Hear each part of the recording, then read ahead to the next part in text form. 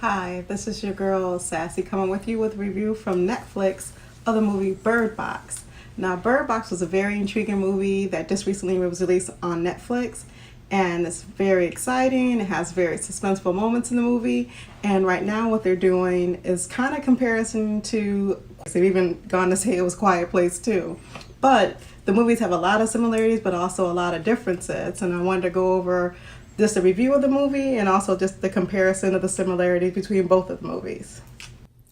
In the movie The Quiet Place, it's very intriguing because when the woman was in her last trimester, the father decided to take his child on a walkabout, which is very crazy to me because it's like, why would you take your child on a walkabout when his mother can pop at any moment and have the baby? So I didn't really understand that. So I'm like, he took him to this area that had the waterfall, which is great because he says, he took his son over there and they started yelling, and in that area, the sound from the waterfall drowned out his yelling.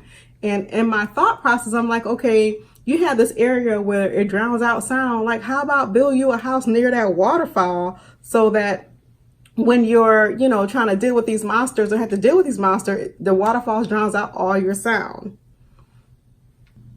Now, if anything that was similar to movies, I would say it was The Happening that came out in 2008.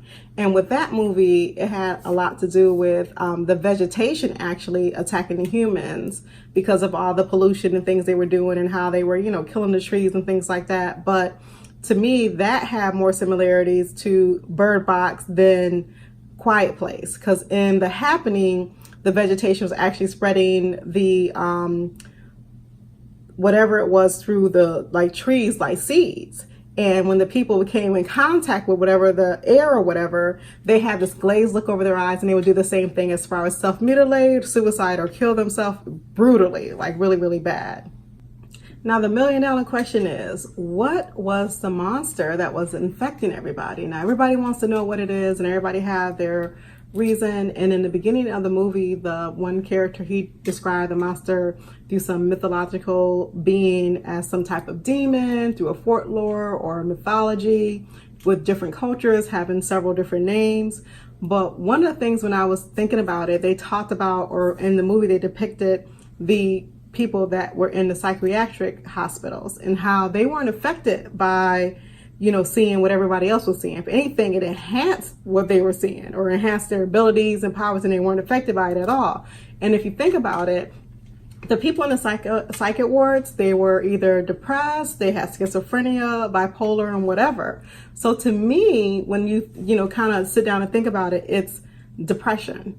And depression is kind of like negative energy. It can spread, from one person to the other one if you let it consume you. And in one part of the movie, like in the beginning, it showed the lady that tried to help Sandra Bullock's character, because she fell and came outside to help her. She was hearing voices, and one of the voices she heard was from her mom. And it could have been like some type of guilt or whatever, and it put her in such a thing that she became depressed to the point where she went and sat in a burning car and killed herself. So that to me is kind of like depression, because the way it infected people and the way that they kind of just went off into a stare with glassy eyes and everything. It was just really kind of spooky. But I think it was depression. And like with Sandra Bullock, it's like almost like with her and the children and the way everything was, she had a lot of guilt with, the father or her baby daddy leaving her with, being pregnant or whatever, or not having a relationship with them. But I think it all had to do with them being depressed. And it's just very interesting, and I really, really enjoyed the movie from the beginning to the end. Even the way the storyline was written was amazing, and it's a must-see movie. So 2 thumbs up for Sandra Bullock in Bird Box.